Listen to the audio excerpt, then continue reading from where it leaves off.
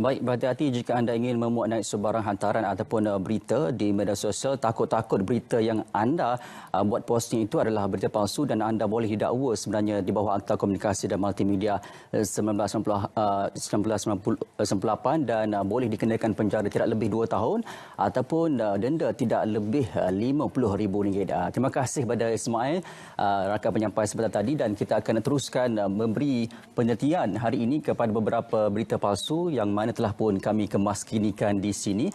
Tapi sebelum itu saya ingin mengajak anda semua untuk kalau ada menerima sesuatu berita yang tidak tentu sahnya ataupun kepastiannya, anda boleh sebenarnya membuat laporan ataupun menyalurkan berita itu ke portal sebenarnya.my, yang mana saya akan tunjukkan ini dia tingkapnya. Anda boleh isikan semua butiran yang diminta, termasuk nama penuh, nombor telefon anda, alamat email, subjek ataupun tentang berita palsu itu, maklumat terperinci mengenai berita palsu, termasuklah juga pautan URL dan juga sumber berita itu anda dapat daripada mana. Mungkin ada daripada WhatsApp, Facebook, Twitter, Telegram dan sebagainya, dan anda boleh teruskan hantar ke portal sebenarnya.my untuk mendapatkan respon pantas daripada portal ini sendiri.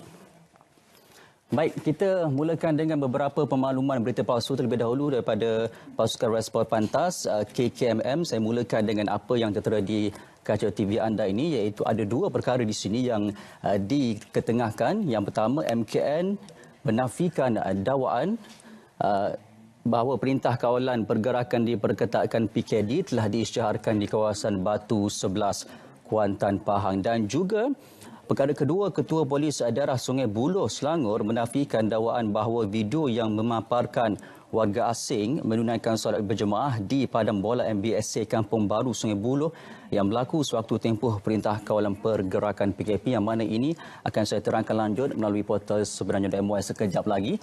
Dan seterusnya kita pergi ke pemakluman yang seterusnya juga daripada pasukan respon pantas KKMM, iaitu mengenai KKM menafikan pernah mengeluarkan kebenaran kepada mana-mana syarikat menjual kit ujian pantas COVID-19 sambil mengingatkan orang ramai agar berwaspada terhadap jualan kit tersebut di laman sosial dengan mendapatkan maklumat lanjut daripada KKM. Kalau boleh, tadi saya ada ternampak juga penjualan di atas talian ataupun menerusi platform e-dagang ada yang memaparkan tentang kit ujian pantas COVID-19 ini. Baik, seterusnya Ibu Pejabat Polis Daerah Sentul Kuala Lumpur menafikan dakwaan tentang satu kematian yang berlaku di Sentul Boulevard adalah disebabkan COVID-19, walhal ia diklasifikasikan sebagai kes kematian mengejut. Baik, itu adalah 2 makluman berita palsu daripada pasukan respon pantas KKMM, dan seterusnya kita terus saja ke portal sebenarnya.my. Tidak pasti jangan kongsi. Berita pertama yang telah pun saya maklumkan di pemakluman berita palsu sebentar tadi, iaitu mengenai Batu 11 Kuantan Pahang total lockdown. Dakwaan mengatakan Batu 11 Kuantan Pahang total lockdown adalah palsu, dan ini mendapat respon daripada Majlis Keselamatan Negara MKN sendiri yang menafikan sekeras-kerasnya telah mengaktifkan Perintah Kawalan Pergerakan Diperketatkan atau PKPD di kawasan Batu 11 Kuantan Pahang seperti yang ditularkan oleh individu yang tidak bertanggungjawab. Itu adalah sama sekali tidak benar, ya. Baik, seterusnya juga mengenai dakwaan PKP dilanjutkan sehingga hujung April, dan carangan KKM untuk melanjutkan PKP ke fasa 4 adalah palsu. Dan kalau kita boleh melihat kepada tertangkap layar di sini mengatakan bahawa akan dilanjutkan kepada 15 Mei 2020, dan menurut Kementerian Kesihatan Malaysia KKM, mesej tersebut sama sekali adalah tidak benar. Baik, itu ceritanya mengenai PKP yang akan dilanjutkan. Seterusnya kita ke cerita sumbangan, di mana dalam keadaan sekarang ini ramai rakyat Malaysia yang volunteer ataupun sukarela untuk mengadakan insentif sendiri untuk membuat sumbangan. Ini adalah tentang sumbangan peralatan yang mana boleh berhubung terus dengan pihak Hospital Beaufort. Kalau kita boleh faham kepada kandungan mesej ini, ada individu rakyat Malaysia sendiri yang mengambil insentif sendiri untuk mengajak orang ramai untuk menyumbang peralatan hospital ke Hospital Beaufort, dan ia menimbulkan kekeliruan orang ramai. Jadi ini respon daripada Hospital Beaufort itu sendiri, yang mana pihaknya telah selesaikan dengan secara baik bersama individu yang berkenaan, dan pihak hospital menasihati orang awam yang ingin membuat sumbangan peralatan untuk menghubungi terus pihak hospital tanpa melalui pihak yang kedua. Baik, seterusnya. Ini yang kita katakan tadi ataupun telah kita jelaskan melalui pemakluman berita palsu sebentar tadi, iaitu tiada kit ujian COVID-19 dibenarkan dijual secara terbuka kepada orang ramai. Ini menurut Kementerian Kesihatan Malaysia KKM, ya, tiada kit ujian dibenarkan dijual secara terbuka kepada orang ramai setakat ini. Dan kalau boleh kita besarkan sikit, ini adalah mungkin servisnya juga laman e-dagang yang menjual peralatan kit ujian pantas COVID-19 ini, yang mana memang sudah ada di platform e-dagang itu sendiri. Baik, seterusnya ini pula mengenai NGO dan juga mengenai proses sumbangan ketika COVID-19. Iklan Pertubuhan Penggerak Masyarakat Malaysia adalah di bawah tanggungjawab pertubuhan sendiri, tiada kaitan dengan pihak JKM. Menurut Jabatan Kebajikan Masyarakat JKM, iklan berkaitan pengumpulan maklumat bantuan COVID-19 oleh Pertubuhan Penggerak Masyarakat Malaysia, Penggerak Malaysia adalah di bawah tanggungjawab pertubuhan itu sendiri dan tiada kaitan dengan JKM. Dan kalau boleh kita nampak, Penggerak Malaysia ini adalah sebuah NGO yang juga memberikan sumbangan dan mengutip sumbangan sepanjang proses COVID-19 ini. Baik, kita akan lanjutkan selepas ini dengan beberapa lagi berita palsu, tapi sebelum itu kita nak berehat seketika. Kembali selepas ini, jangan ke mana-mana.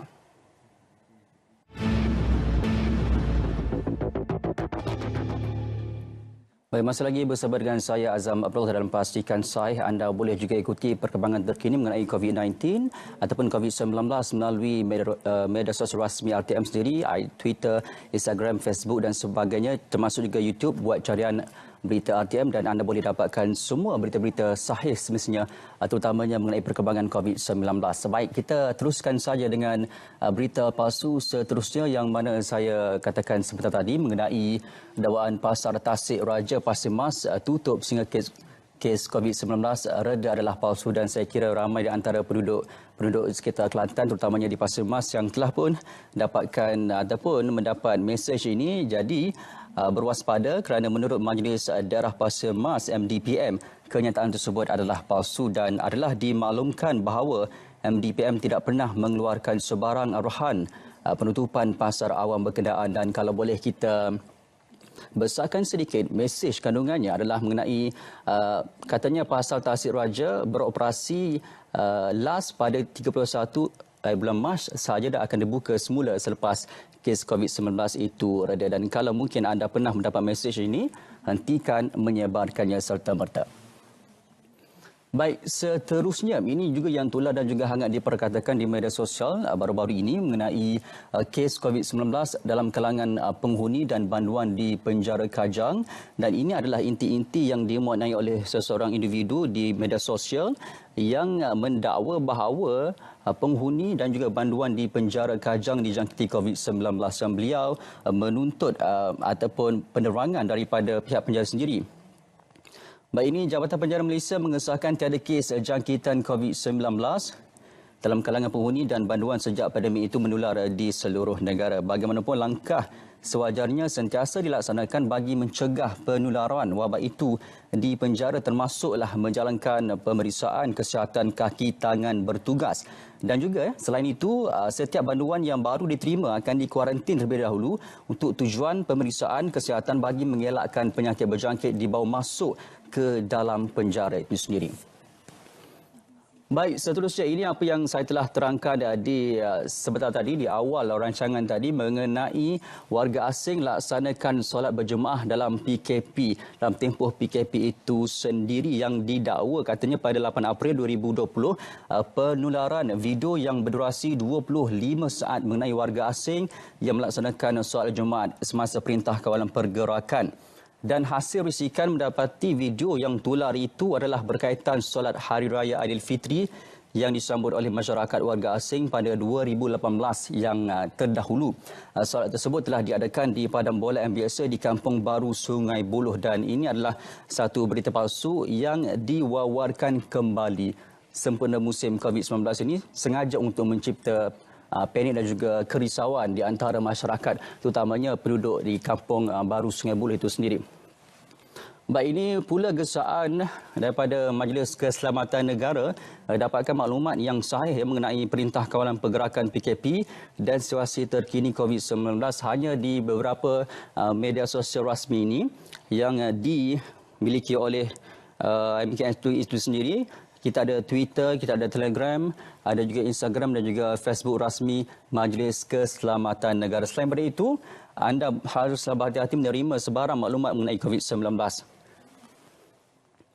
Baik, seterusnya pengumuman daripada LHDN Malaysia sendiri adalah dimaklumkan bahawa penerima bantuan perkhidmatan nasional akan menerima email dari yang tertera di kaca TV anda ni, no_reply@hasil.gov.my mulai 7 April 2020 mengemaskini data akaun bank menerusi aplikasi e-Kemaskini dan penerima email tidak perlu menjawab email tersebut dan juga berhati-hati dengan scammers dan jangan dedahkan maklumat peribadi kepada mana-mana pihak dan kalau boleh ini antara contoh email yang dihantar kepada pengguna. Baik, seterusnya ini adalah gesaan juga daripada operasi penawar yang mana melibatkan anggota ATM dan juga PDRM sepanjang tempoh PKP ini, COVID-19 ini, dan apa yang perlu kita buat adalah patuhi PKP, putuskan rantaian, duduk di rumah, amalkan kebersihan dan juga jarakkan sosial. Dan kalau boleh kita berikan kerjasama sepenuhnya lah kepada anggota ATM dan juga PDRM sepanjang Sekatan Jalan Raya dalam tempoh PKP hinggalah ke-15 April ini. Baik, saya kira itu sahaja perkembangan yang sempat saya kongsikan kepada anda. Sebelum kita berpisah, kita saksikan caption telah pun kami sediakan untuk anda.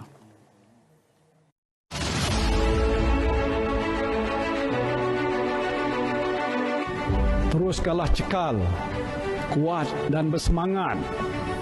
Yakinlah kita akan dapat atasi dugaan ini bersama-sama. Stay at home, kita mesti menang.